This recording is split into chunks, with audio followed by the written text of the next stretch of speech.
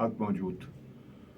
दोस्तों, पंजाब की बर्बादी और पंजाबियों के कतलेआम से जी गलबात का सिलसिला असी शुरू किया है, वो एक नवी पेशरफ्त या एक ऐसी खबर जो बहुत सारे पंजाबियों को नहीं पता। और जिवें मैं बार बार कहना कि पंजाबियों को अपनी तारीख बारे गौर करना चाहिए है, उन्होंने फरोलना चाहिए है। साडे सब तो वड्डे दुश्मन अफगानी जो कि सदियों तो इस खिते दे विच बदअमनी का सबब रहे ने, लुटमार करते रहे ने।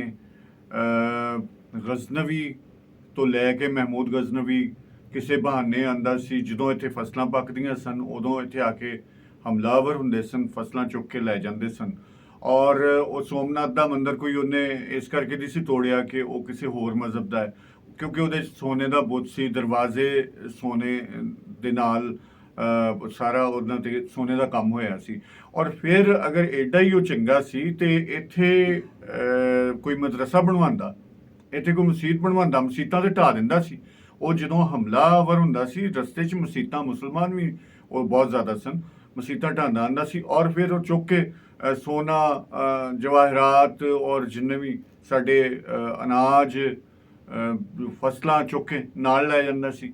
और इस तरह सोमनाथ का दरवाज़ा भी नाल लै गया सी, जिहड़ा कि हिंदुस्तान की इस पिछली हुकूमत ने पैसे दे के अफगानिस्तान तो वापस लिया सी। अब्दाली होण, गौरी होण, सूरी होण, ये सारे हमलावर रहे ने पंजाब ते, जोकां वांगू चिमड़े रहे ने। स्टिल हुण तक अफगानी सानू जोकां बन के चमड़े ने। उस वेले दी मैं तुहानू गल दस्सण लगा है कि ये पिछे मैं पहले भी तुहानू कहा सी कि कोई बहुत वड्डी एक जिहड़ी है वे एक बहुत वड्डी साजिश है। पंजाबी ते अमन पसंद ने, असी सदियां तो इकट्ठे रह रहे हैं और साडे विच कोई ऐसा मामला नहीं है, क्योंकि असी कोई अज दे इत्थे कोई बाहरों नहीं आया, कोई इधरों नहीं आया। 7000 साल इत्थों दे रहण वाले, साडे रस्म रिवाज एक, साडी जुबान एक, असी सूफियां दी धरती दे लोग हाँ और रजे पुजे लोग हाँ। पानी साडे दुनिया दे विच मिठे पानी का इत्थे एक बहुत वड्डा भंडार कुदरत ने दिता और तमाम फसलां इत्थे हुंदियां ने, तमाम फ्रूट्स इत्थे हुंदे ने। इत्थे कुदरत ने तमाम अपने इनामों इकराम किए हुए ने। और वो अगर तुसी दोजख का नज़ारा वेखना तो अफगानिस्तान खुश्क पहाड़, और यकीन करो कि जिवें दोजखी लोग हुंदे ने, मैं बहुत अंदरों इन्हां वास्ते जिहड़ा है ना, मेरे अंदर कोई नरम गोशा नहीं इन्हां वास्ते, क्योंकि इन्हां दे नाल जिन्ने भी कोई भला कीता, इन्हां ते फर्ज हो जाता है उहदा बुरा करना। असी पनाह दी, तुसी आ पिछले दिनों च वेख लो, एक खेड है ना क्रिकेट, अगर पाकिस्तान जित गया सी अफगानिस्तान को, और इन्होंने की उत्थे कीता, की नहीं बदतमीजी की इन्होंने उस मुल्क दे विच। फिर इत्थे तुसी आए दिन वेखदे हो, इन्होंने अफगानी इत्थे आंदे ने और फौरी तौर पर साडे लोकां दी, मैं कहांगा कि बहुत वड्डी कमी है कि वो कुछ पैसे लैके और इन्हों कार्ड बना देंगे। बहरहाल असी तारीखी हवाले नाल गल करन लगे हाँ। तारीखी तौर के उत्ते कुछ मैं उहदे तुहानूं तस्वीरां भी विखावांगा। 12 मार्च 1947 अंग्रेज़ नूं पता सी, क्योंकि मैं पहले भी दस चुकिया कि अंग्रेज़ ने सब तो बाद विच पंजाब विच आया और उन्होंने जिन्नियां भी औकड़ां होईयां इस धरती दे उत्ते, उहदे पैर अगर नहीं टेक सके तो उहदा कारण भी पंजाबी ने, क्योंकि पंजाबियों ने नाबरी दी एक पूरी लंबी तारीख है पंजाबियों की। और सारे जानते हैं कि पूरे खिते विचों सिकंदर वर्गे हमलावर अगे कोई नहीं खलोता, इथों तक कि उस वेले की सुपर पावर फारस वो भी नहीं खलोती सिवाय पोरस तो। और उतों अगे आ जाइए असी ते दुल्ला भट्टी, मुगलों नूं नत्थ पाई रखी है दुल्ला भट्टी ने। उस तो अगे असी आ जाइए अहमद खां खरल और भगत सिंह, इस तरह के बहुत वड्डे नां असी अगर गिनान बैठिए तो ना ही गिनाते रहांगे। मैं फिर आना है 12 मार्च 1947 अंग्रेज़ ने ये सोच लिया सी कि पंजाब नूं तबाह करना है, पंजाब नूं वंडना है किसी सूरत भी, लेकिन उहदा कोई वस नहीं सी चल रहा। इतों तक पंजाब की तालीम खो लई, पंजाब ते जबर किया, पंजाब के जिन्ने भी साडे सूरमे सन, ਸਾਡੇ ਜਿੰਨੇ ਵੀ ਆਜ਼ਾਦੀ ਪਸੰਦ ਵੱਡੇ ਲੋਕ ਸਨ, ਉਹਨਾਂ ਤੇ ਤਸੀਹੇ ਉਹਨਾਂ ਨੂੰ ਦਿੱਤੇ, ਕਾਲੇ ਬਾਗ ਦੀਆਂ ਸਜ਼ਾਵਾਂ ਦਿੱਤੀਆਂ, ਹੋਰ ਬਹੁਤ ਸਾਰੇ ਮਾਮਲਾਤ ਕੀਤੇ। 12 ਮਾਰਚ ਇੱਕ ਐਸਾ ਦਿਨ ਸੀ ਜਦੋਂ ਪੰਜਾਬ ਦੀ ਤਬਾਹੀ ਦੀ ਨੀਂਹ ਰੱਖੀ ਗਈ।